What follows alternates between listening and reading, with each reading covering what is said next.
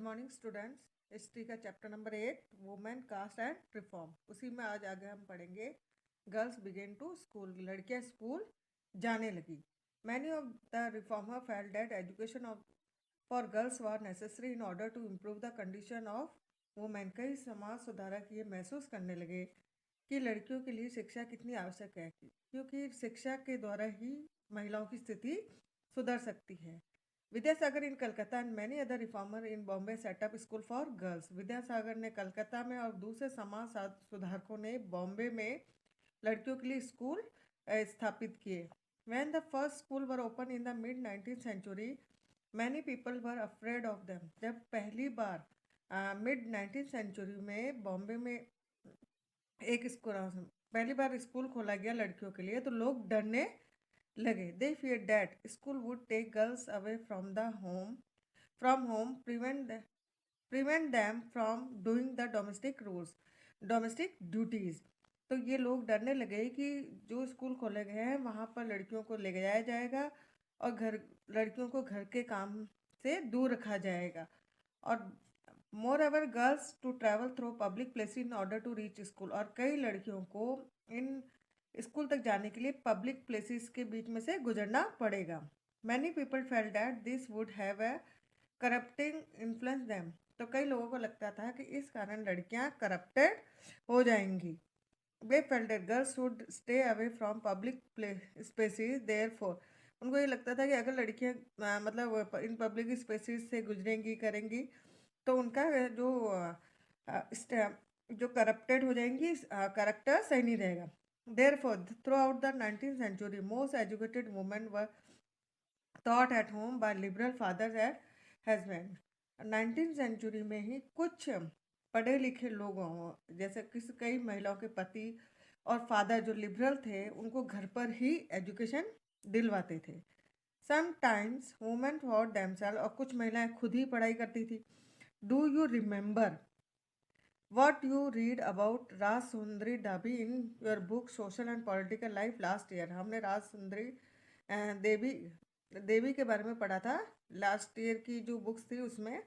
She was one of who secretly learn to read and write in the flickering light of candle at night, कि किस प्रकार उन्होंने रात में मोमबत्ती की लौ में अपनी पढ़ना लिखना स्टार्ट किया था। In the latter part of the century school for girls were establish by the Arya Samaj in Punjab, और इसी 19th सेंचुरी में बाद में आर्य समाज द्वारा पंजाब में लड़कियों के लिए स्कूल खोले गए, और ज्योतिबा फुले द्वारा महाराष्ट्र में, ज्योतिबा फुले इन महाराष्ट्र में, और ज्योतिबा फुले ने महाराष्ट्र में गर्ल्स के लिए स्कूल खोले।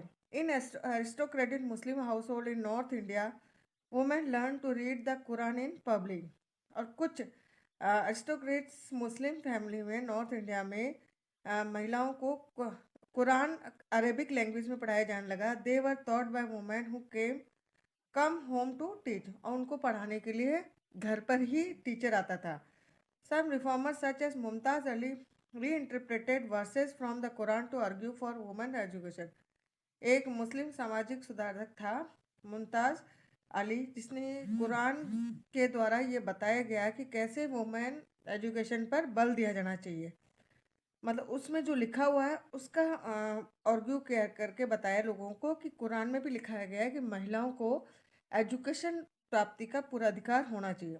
The first Urdu novel began to be written from the late 19th century, और इसी से संबंधित एक उर्दू नॉवेल्स लिखा गया था बाद की 19th सेंचुरी में। Amongst other things, these were meant to encourage women to read about religion and domestic management in a language they could understand. और इस नॉवेल्स में ये बताया गया, महिलाओं को एनकरेज किया गया कैसे वो धर्म और डोमेस्टिक में घरेलू कार्यों में परफेक्ट हो सकती है, इस लैंग्वेज में इनको समझाया गया, उर्दू लैंग्वेज में। वुमेन राइट अबाउट वुमेन, महिलाओं ने महिलाओं के लिए लिखना स्टार्ट किया था। From the early 20th century Muslim women like the Begums of Bhopal played a notable role in promoting education among women. Early 20th century में Muslim women Begum of Bhopal, जिन्होंने महिलाओं की शिक्षा प्राप्ति के लिए महत्वपूर्ण काम किया, they founded a primary school for girls at Aligarh, उन्होंने अलीगढ़ में गर्ल्स के लिए प्राइमरी स्कूल खोला। Another remarkable women Begum Rukaiya Sakhawat Hussain started school for Muslim girls in Patna and Calcutta. Patna और कलकत्ता में गर्ल्स के लिए स्कूल किसने खोला?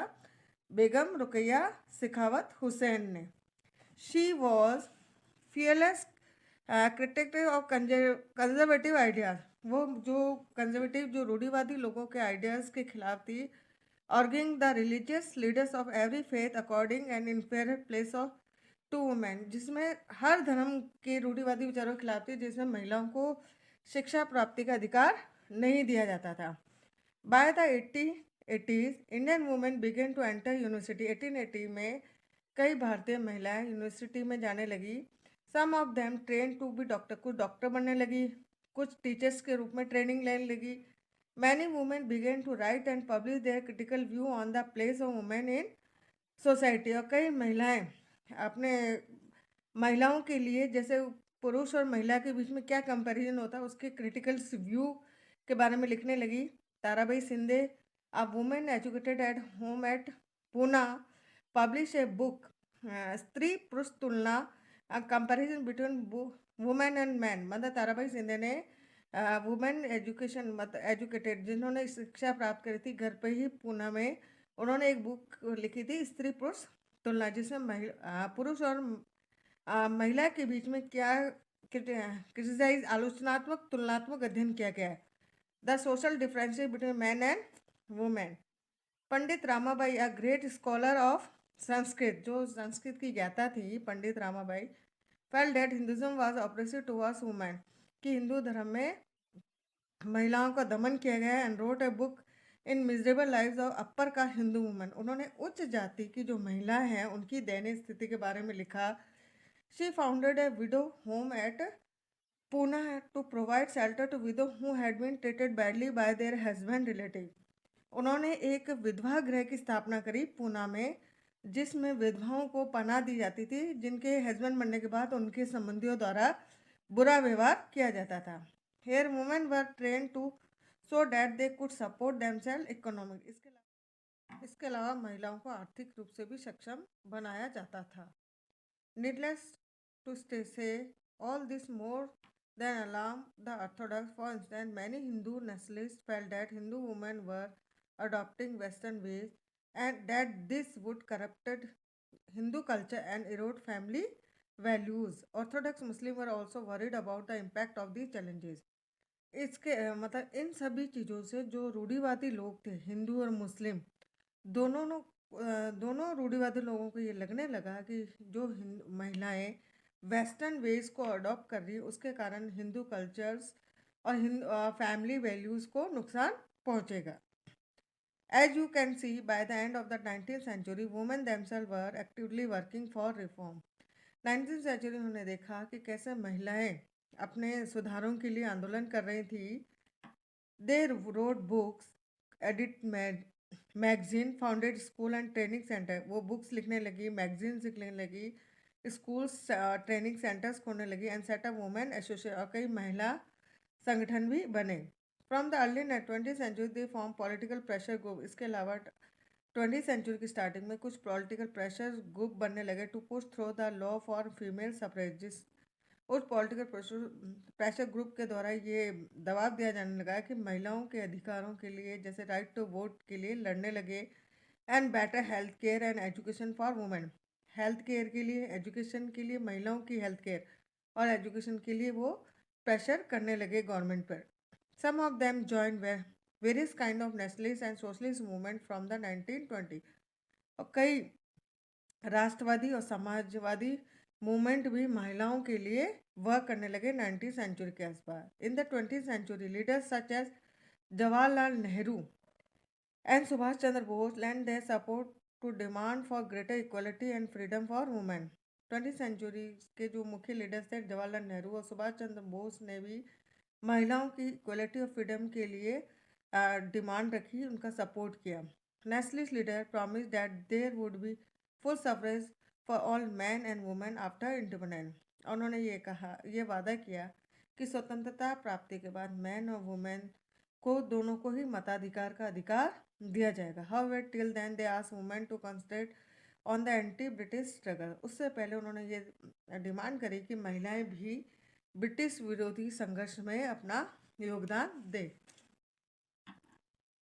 Once a woman husband has died, मतलब एक महिला का पति मर जाता है, उसके बाद क्या स्थिति होती है, ये ताराबाई शिंदे ने अपनी बुक स्त्री पुरुष तुलना में लिखी। इन हर book Stri Purush Tulana, Tarabai Shinde wrote, it's women life as dear to her as yours is to you, is as if women were meant to be made of something different from men and altogether made from dust from earth and rock and rusted iron, where you and your lives are made from the purest gold। और उन्होंने ये बताया है कि कैसे women life को अलग समझा जाता है। जैसे आप सबको अपनी जान प्यारी, उसी तरह महिलाओं को भी होती है, क्योंकि उन्होंने कहा कि महिलाएं कोई अलग चट्टान या लोहे से बनी नहीं होती है और आप लोग कोई प्योरेस्ट गोल्ड से नहीं बने हैं।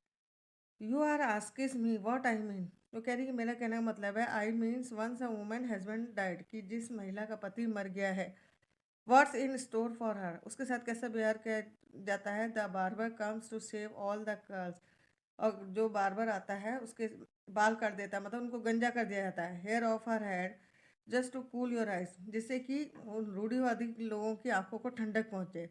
She is shut out from going to wedding, उसको शादी ब्याह में नहीं जाना जाता है, किसी जाने दिया जाता है, ना रिसेप्शन में दिया जाता है, ना किसी फंक्शन में जाने दिया जाता है जहाँ शादीशुदा महिलाएं जा सकती है, विधवाओं को नहीं जाने दिया जाता है।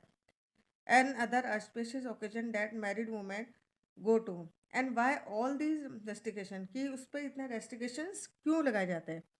बिकॉज हर हस्बैंड डाइड, क्योंकि उसका पति मर गया।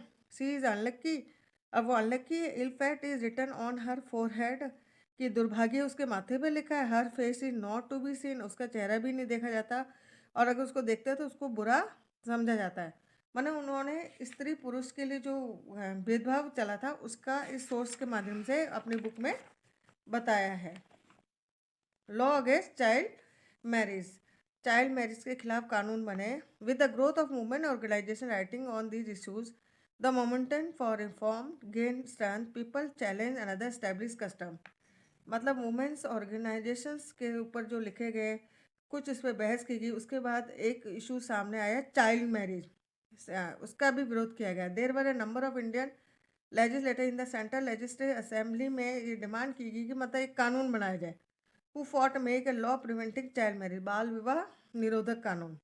और इसीलिए इन 1929 the child marriage Trent act was pass without the kind of bitter debates, मतलब इसमें किसी की डिबेट नहीं गई, बल्कि ये शांतिपूर्वक कानून बन गया। Struggle that earlier law had seen, according to the act no man below the age of 18 and women below the age of 16 could marry. इसमें ये बताया गया है कि 18 साल से कम का लड़का और 16 साल से कम की लड़की शादी नहीं कर सकते थे। और प्रेजेंट टाइम में ये लिमिट हो गई है पुरुषों के लिए 21 साल और महिलाओं के लिए 18 साल। अब है कास्ट एंड सोशल रिफॉर्म, जाति और कुछ सामाजिक सुधार। Some of the social reformer we have been discussing also criticise caste inequalities, मतलब इन्हीं सोशल रिफॉर्मर ने कास्ट इनक्वालिटी, जाति प्रथाओं का विरोध किया था, जातिगत असमानता जो समाज में चली आ रही है। Raja Ram Mohan Roy translated an old Buddhist text that was critical of caste. Raja Ram Mohan Roy ने एक ओल्ड बुद्धिस्ट टेक्स्ट को ट्रांसलेट किया गया था जिसमें जाति प्रथा का विरोध किया। Prarthana Samaj adhered to the tradition of bhakti that believe in spiritual equality of all caste, Prarthana Samaj में बताया गया है कि भगवान की आध्यात्मिक भक्ति के लिए सबको समानता का अधिकार है। इन Bombay Paramhans Mandali was founded in 1840 to work for the abolition of caste. 1840 में बॉम्बे में परमहंस मंडली की स्थापना की गई, कास्ट को अबॉलिशन ऑफ कास्ट यानी जाति प्रथा का विरोध करने के लिए। Many of this reformer and member of reformer association were people of upper caste, जो भी इन जातिवाद का विरोध करते थे, कई लोग जैसे ये रिफॉर्मर जो समाज सुधारक थे उच्च कास्ट से बिलोंग करते थे। ऑफन इन सीक्रेट मीटिंग, इस कारण ये कई जगह सीक्रेट मीटिंग करते थे। रिफॉर्मर वुड वायलेट इस कास्ट टेबूज ऑन फूड और टच, जैसे खान पान पर प्रतिबंध, किसी को छूना पाप समझाता था, इन सब का ये विरोध करते थे। In effort to get rid of the house hold of caste produce in their live, कि जाति के आधार पर जो लोगों के साथ अन्याय किया जाता है उसको ये हटाना चाहते थे। There were also other who questions the injustice of the caste social order during the course of the 19th century.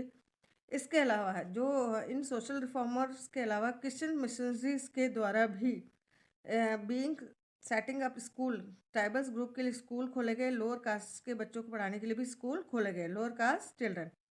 This children were दस occupied with some resources to make their way into changing world। उनको ये बताया गया है किस तरह वो समाज में परिवर्तन ला सकते हैं। At the same time, the poor began leaving their villages to look for jobs that were opening up in the city। और इसी समय जब धीरे धीरे गाँव का सिटीज़ का विस्तार होने लगा तो गांव के लोग जॉब अपॉर्चुनिटी की तलाश में सिटी की तरफ जाने लगे। There were work in the factory that were coming up, job in municipality, जैसे सिटी बनने लगे तो म्यूनसिपलिटीज़ में you have read about the expansion of cities in chapter 6। Think of the new demand of labour that created, मतलब जैसे जैसे cities का विस्तार किया गया तो लेबर्स वगैरह की डिमांड सिटीज़ में बढ़ने लगी। जैसे नाले साफ करने के, drains had to be dug, road बनाने के लिए, बिल्डिंग कंस्ट्रक्टेड, बड़ी बड़ी इमारतें बनाने के लिए, सिटी क्लीन, शहरों को साफ करने के लिए। दिस रिक्वायर्ड कुलीज, इसके अलावा सामान को उठाने की coolies, diggers, carriers, brick layer, ईंट वगैरह बनाने के लिए, sewage cleaners, sweepers, palanquin bearers, rickshaw pullers, मतलब इन सब के लिए लेबर की ज़रूरत पड़ने लगी। Where did this labour come from? The poor from the village and small town. तो ये लेबर्स कहाँ से आते थे? छोटे कस्बों से, गाँवों से। Many of them from low caste, और कई ये लो कास्ट से बिलोंग करते थे। Began moving to the cities where there was a few demand for labour, new demand for labour. Some also went to work in plantation in Assam, और कई workers plantations का work के लिए Assam, Mauritius, Trinidad, Indonesia गए। Work in the new location of was often very hard, नई location में उनके लिए काम करना बहुत मुश्किल था। But the poor, the people from low caste saw this an opportunity to get away from the oppressive hold. लेकिन जो गरीब तबके के लोग थे वो वहाँ के जहाँ जहाँ वो रहते थे गांव में, अपर कास्ट के लोगों के साथ जो उनके साथ बुरा बिहेव किया जाता था, इससे अवॉइड होने के लिए वहाँ पर दूसरी जगह मजदूर के रूप में काम करने जाते थे। Land owner exercise our dailies and the daily humiliations they suffered. There were other two job, इसके अलावा और भी वो जॉब करते थे। The army for instance offered opportunity, जैसे आर्मी में भी इनको अवसर दिया गया। Number of Mahar people, Mahar एक जाति का नाम है, इनके लोगों को भी सेना में भर्ती किया गया। Who were regarded and untouchable, जिनको अनटचेबल समझा जाता था। Founded job in Mahar regiment, Mahar regiment में उनको भर्ती किया गया था। The father of B R Ambedkar, the leader of the Dalit movement, taught an army school.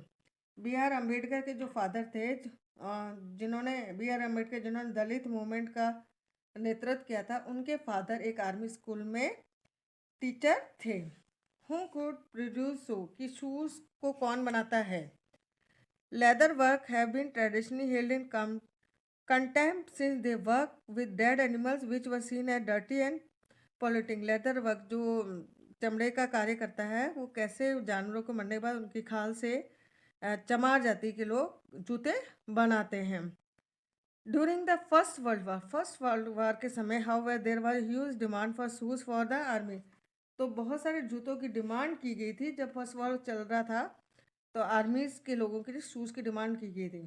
Cast prejudice against leather work mean that only the traditional leather work है, और इसमें सिर्फ जो ट्रेडिशनल लेदर वर्कर्स थे जो जूते बनाने का काम करते थे, तो उस समय उन्होंने काफ़ी प्राइस बढ़ा दी थी।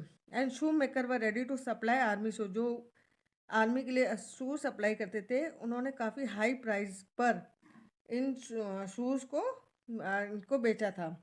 सो they could ask for high price and gain impressive profit, और उन्होंने काफ़ी प्रॉफिट भी कमाया था।